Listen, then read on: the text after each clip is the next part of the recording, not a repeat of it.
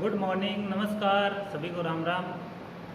श्रीमती राम कुमारी girls school Mukandgarh मंडी की online classes में एक बार फिर से आपका हार्दिक स्वागत करता हूं मैं। डियर स्टूडेंट, अपने 8 चैप्टर कंप्लीट हो चुके हैं। प्राथमिक व्यवसाय वाला चैप्टर अपना कल पूरा हो गया था।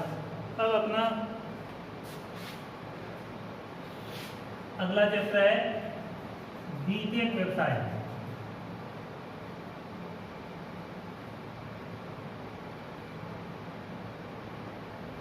द्वितीयक व्यवसाय, ठीक है।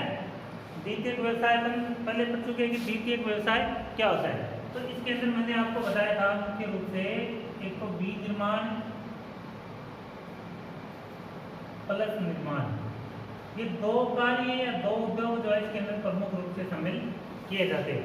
या फिर मैंने आपको इसकी परिभाषा बताई थी कि वे सभी कार्य, ठीक है ना, परिभाषा बताया था मैंने, वे सभी कार्य जो प्राकृतिक संसाधनों से प्राप्त है, प्राकृतिक संसाधनों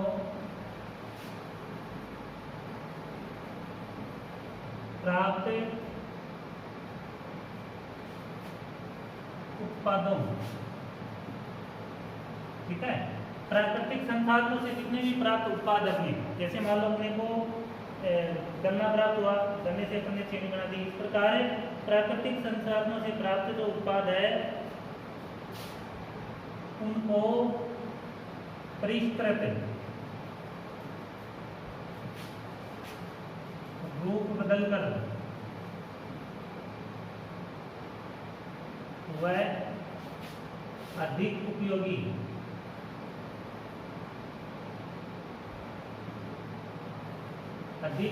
व मूल्यवान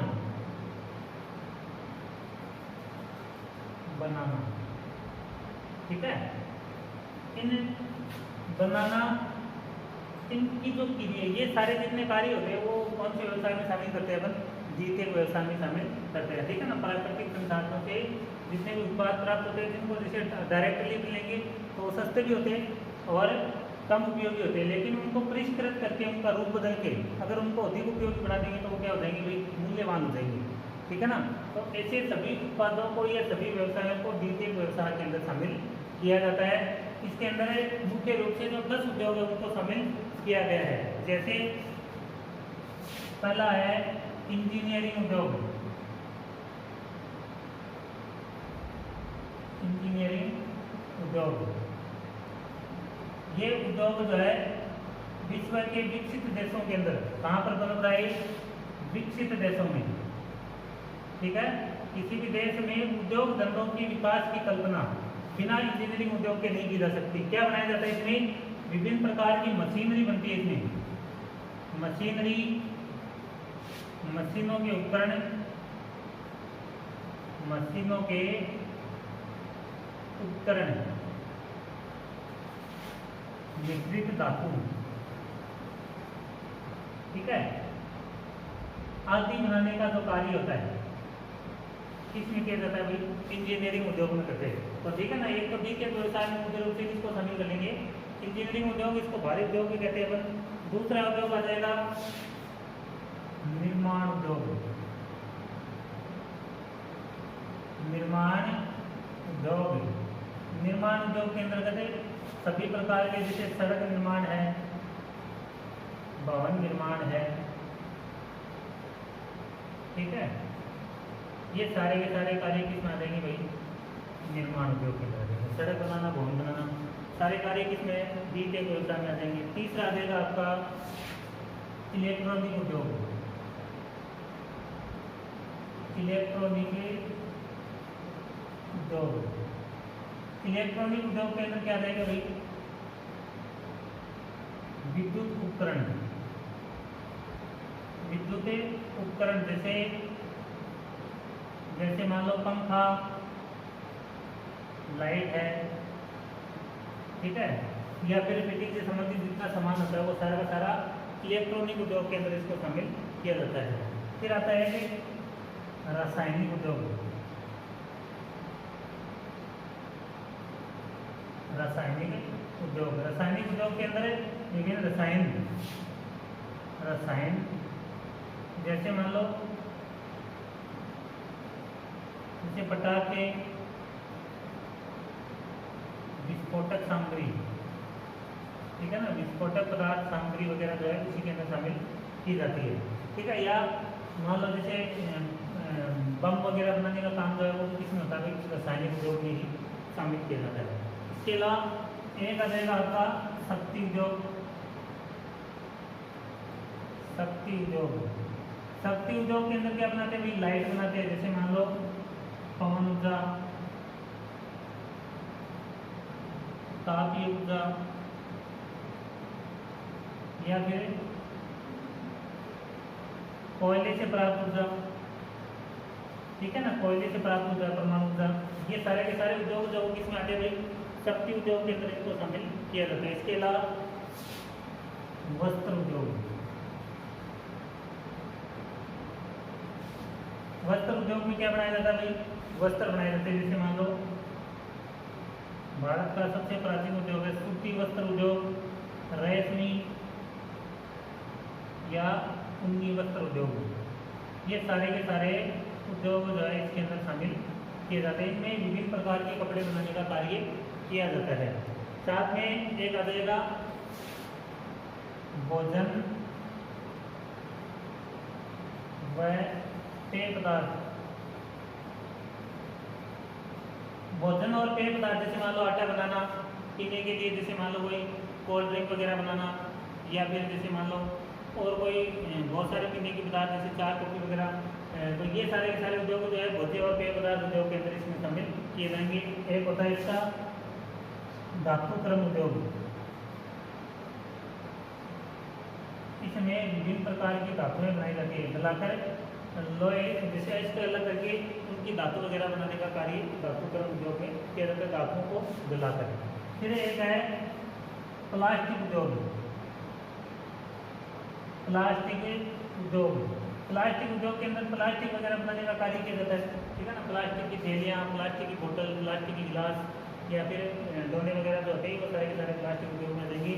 एक आ जाएगा आपका इम्पोर्टेंट है परिवहन व संचार उद्योग।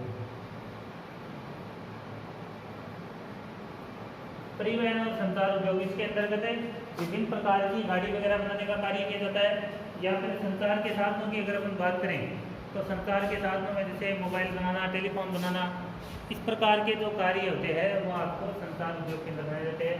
परिवहन के साधन जैसे मान लो गाड़ी मोटर है, नाव है, एरोप्लेन है, ये सारे निर्माण का जो कार्य होता है वो परिवहन और संचार उद्योग के अंदर शामिल किया जाता है। तो स्टूडेंट आपको ध्यान रखना है, इसे द्वितीय व्यवसाय के अंतर्गत मुख्य रूप से 10 उद्योग है, ठीक है, 10 उद्योग है। कितने उद्योग है? 10। जैसे इंजीनियरिंग उद्योग, निर्माण उद्योग, इलेक्ट्रॉनिक उद्योग, रासायनिक उद्योग, शक्ति उद्योग, वस्त्र उद्योग, भोजन पेय पदार्थ उद्योग है, धातु क्रम उद्योग है, प्लास्टिक उद्योग है, परिवहन और संचार उद्योग। तो यहाँ से एक क्वेश्चन बन जाता है कई बार पूछते हैं किस प्रकार की क्रियाओं में शामिल है। तो 10 उद्योग जो है वो द्वितीय क्रियाओं के अंदर शामिल किए गए हैं, ठीक है। अब अपन इनको एक एक करके देख लेते हैं, आपके चैप्टर में कितने दे गए। इसमें दे रखा है निर्माण उद्योग, इसको देखेंगे पहले।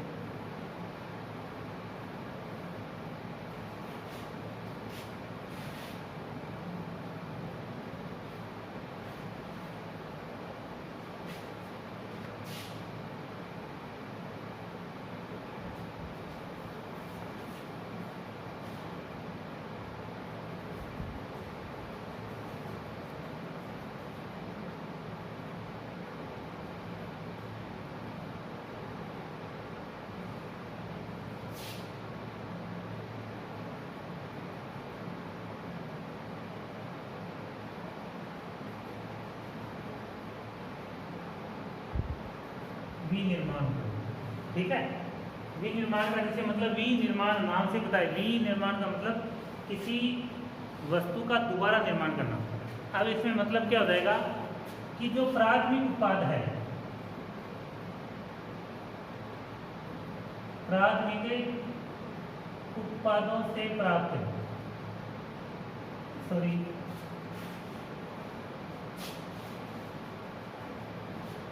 प्राथमिक क्रियाओं से प्राप्त उत्पाद।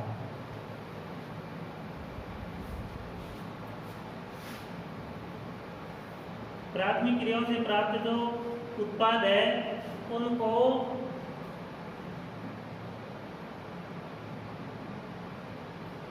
शारीरिक श्रम या यंत्रों द्वारा शारीरिक श्रम या यंत्रों द्वारा उसका आकार बदलना या उसको अपनी मनमर्जी से कोई आकार दे देना या फिर उसको मूल्यवान बना देना। इस प्रकार के जितने कार्य होते हैं वो सारे के सारे किसमें शामिल होते हैं भाई, विनिर्माण उद्योग में शामिल किए जाते हैं। जैसे मान लो इसके अंदर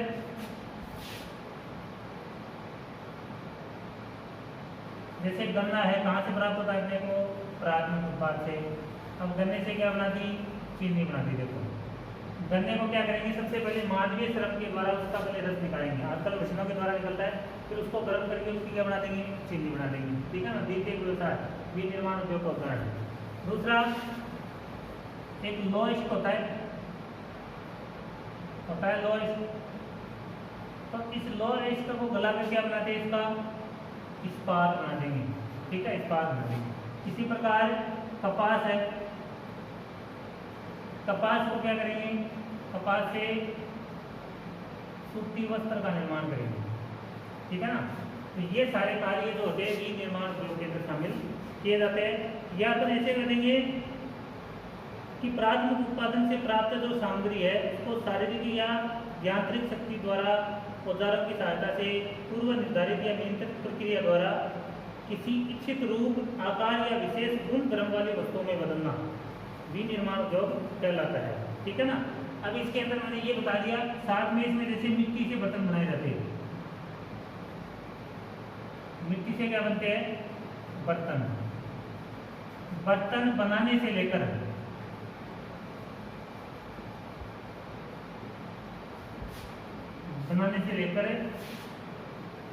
भारी मशीनों का निर्माण भी किया जाता है। निर्माण किया जाता है। ठीक है ना, मतलब मिट्टी, जैसे मिट्टी प्राथमिक उत्पादन, मिट्टी से बर्तन बना दिए, द्वितीय व्यवसाय में आ गया, विनिर्माण में आ गया। फिर उससे लेकर सुई से लेकर मतलब आगे जितनी भारी से भारी मशीन है, साथ में दलियान है, कोई भारी रसायन संबंधित उद्योग है, ये सारे के सारे इसके अंतर्गत शामिल किए जाते हैं। ठीक है, इसमें जैसे मान लो कोई मशीन बना दी, कलपुर्जे बना दिए, चीरी कोई लकड़ी है, जैसे मान लो लकड़ी है, लकड़ी से बना दिया, कागज बना दिया।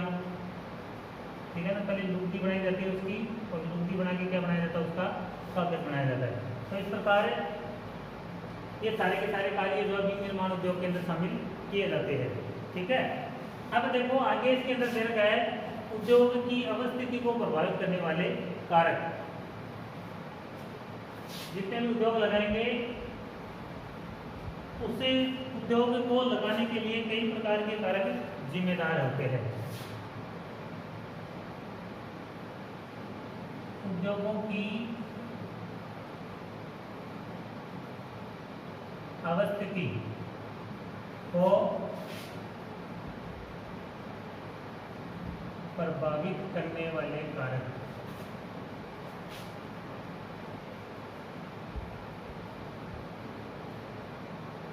उद्योगों की अवस्थिति को प्रभावित करने वाले मतलब उद्योग धंधे कहाँ लगाएंगे अपन, उसको लगाने के पीछे कई प्रकार के कारक है।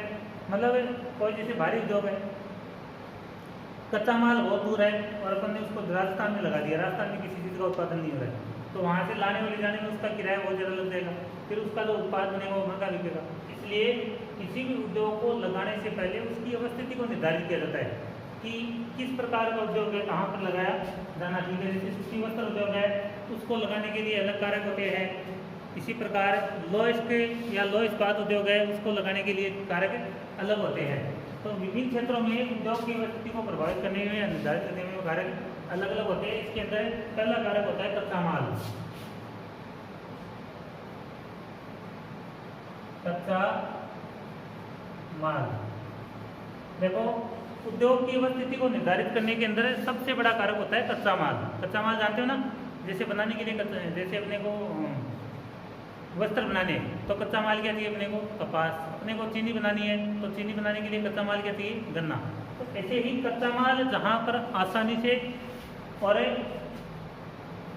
सस्ता उपलब्ध होता है उस क्षेत्र में उद्योग की उपस्थिति को निर्धारित किया जाता है। कच्चा माल जो है उद्योग की उपस्थिति को प्रभावित करने में महत्वपूर्ण भूमिका निभाता है। जैसे मान लो लौह इस्पात उद्योग होता है,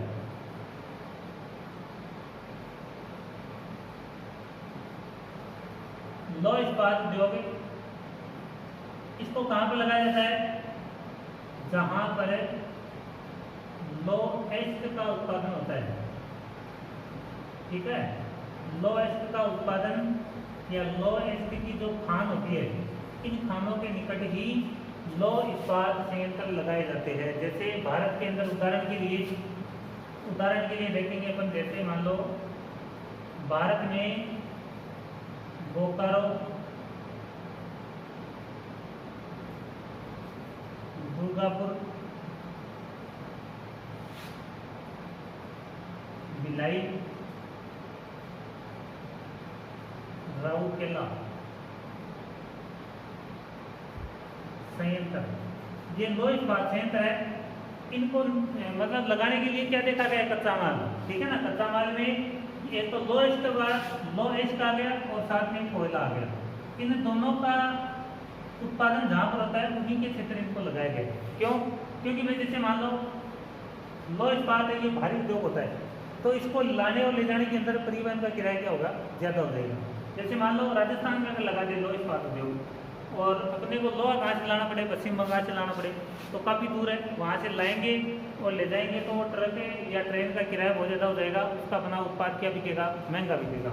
इसलिए इसको निर्धारित करने के अंदर कच्चा माल बहुत ज़्यादा इंपॉर्टेंट होता है। इसी प्रकार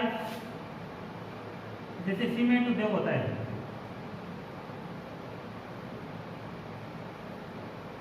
सीमेंट उद्योग होता है, तो सीमेंट उद्योग, सीमेंट को बनाने के लिए कच्चा माल क्या चाहिए भाई, चूना पत्थर प्लस जिप्सम, ये दो कच्चा माल चाहिए। तो जहाँ पर ये दोनों उपलब्ध होते हैं उन क्षेत्रों में सीमेंट के उद्योग लगाए जाते हैं। जैसे मान लो अपने अभी हाल ही के अंदर लगेंगे, देखो नवलगढ़ क्षेत्र में, नवलगढ़ के अंदर क्षेत्र है अपना खिरोड़, बसावा, बोटरा, देवना, ये एक पट्टी है, ये हमारे गांव के निकट ही है। बोटरा, देवना बस हमारे आसपास में है, नवलगढ़ तहसील के अंदर आते हैं। तो इन क्षेत्रों के अंदर एशिया का सबसे बड़ा प्लांट लगेगा भाई, एशिया के सबसे बड़े प्लांट लगेंगे सीमेंट के, सबसे बड़े प्लांट लगेंगे, है ना। कहाँ लगेंगे, नवलगढ़ के खिरोड़, बसाव, बोटरा और देवगांव क्षेत्र में। क्यों लगेंगे, क्योंकि इन क्षेत्रों के अंदर चूना पत्थर आराम से मिल रहा है, चूना पत्थर की पट्टी के अंदर पाया जाता है। चूना पत्थर भूभा जमीन के नीचे सर्वे हो गया और अभी इसको निर्माण बनाने के लिए कंपनी का निर्माण जो कार्य है वो चालू है धीरे धीरे, और आने वाले 2 साल के अंदर ये सीमेंट उद्योग है वो चालू हो जाएंगे।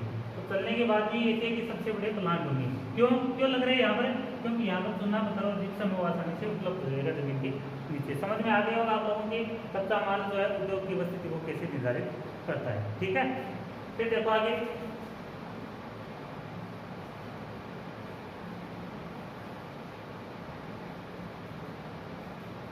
दूसरा आ जाएगा 2 नंबर, शक्ति के साधन। शक्ति के साधन, शक्ति के साधन जानते हैं ना, विद्युत है, जिसको अपन विद्युत बोल देंगे या लाइट बोल देते हैं अंग्रेजी के अंदर। देखो वर्तमान समय के अंदर जितने भी उद्योग धंधे चल रहे हैं वो सारे के सारे उद्योग धंधे किससे चलते हैं भाई, मशीनों के द्वारा चलते हैं। ठीक है, अब मशीन को चलने के लिए किसकी आवश्यकता होती है, लाइट की या शक्ति की आवश्यकता होती है। ठीक है, जैसे मान लो कि जितने भी उद्योग धंधे इनको चलाने के लिए किसकी आवश्यकता होती है, शक्ति के साधनों की। तो जहाँ पर विद्युत आसानी से उपलब्ध हो जाए, सस्ती उपलब्ध हो जाती है, उन क्षेत्रों में भी उद्योग की उपस्थिति निर्धारित की जाती है। या फिर अपन जैसे मान लो बोले कि शक्ति के प्रमुख साधन कौन कौन से है भाई, जैसे मान लो कोयला, पेट्रोलियम,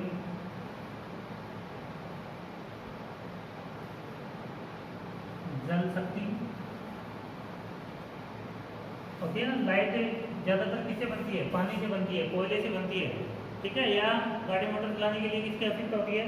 पेट्रोलियम की आवश्यकता होती है। या फिर बोलेंगे अपन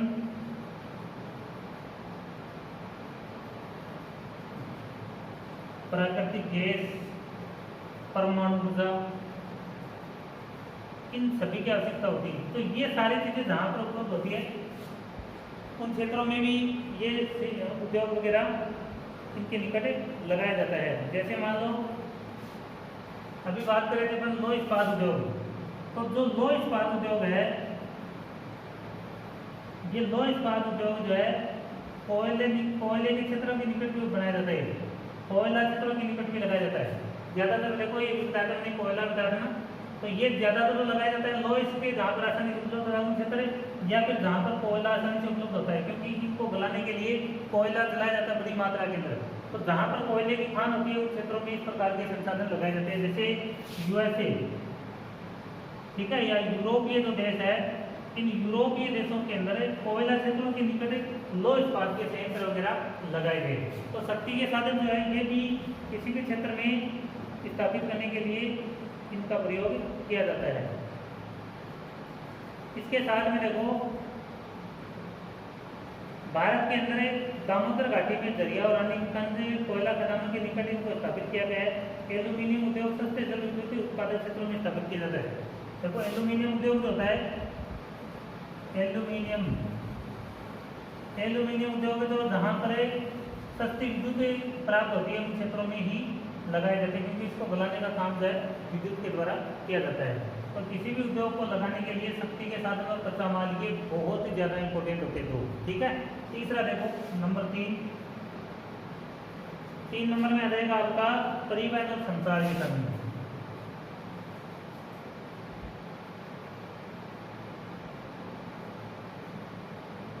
परिवहन और संचार के साधन, भाई परिवहन और संचार के साधन क्यों चाहिए किसी भी उद्योग में?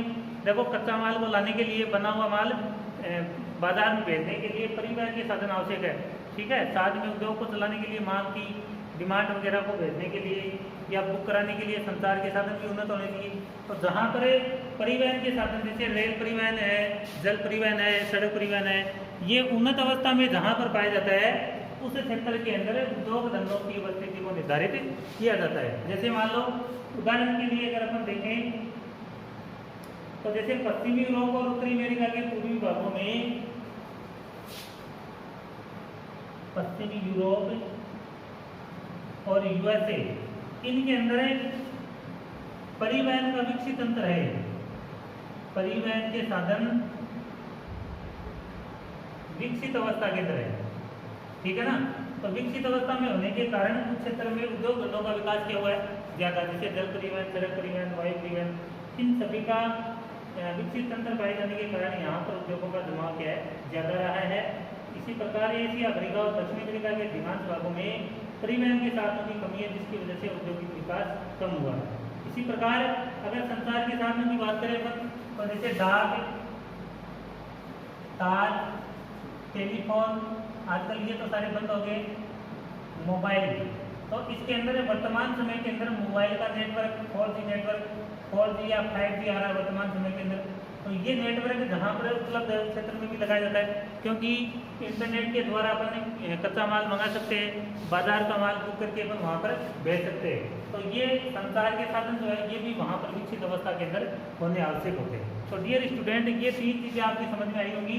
उद्योगों की अवस्थिति को प्रभावित करने वाले कारकों के अंदर 3 है, कच्चा माल, शक्ति के साधन और परिवहन व संचार के साधन। समझ में आ रहा है आप लोगों के? कच्चा माल देखो इंपॉर्टेंट है सबसे ज़्यादा। कच्चा माल उद्योग की उपस्थिति को प्रभावित करने के अंदर सबसे ज़्यादा महत्वपूर्ण भूमिका निभाता है, क्योंकि कच्चा माल अगर भारी होता है तो भारी कच्चा माल या भारी उद्योग जो है कच्चे माल की उत्पादक स्रोतों के निकट ही लगाए जाते हैं।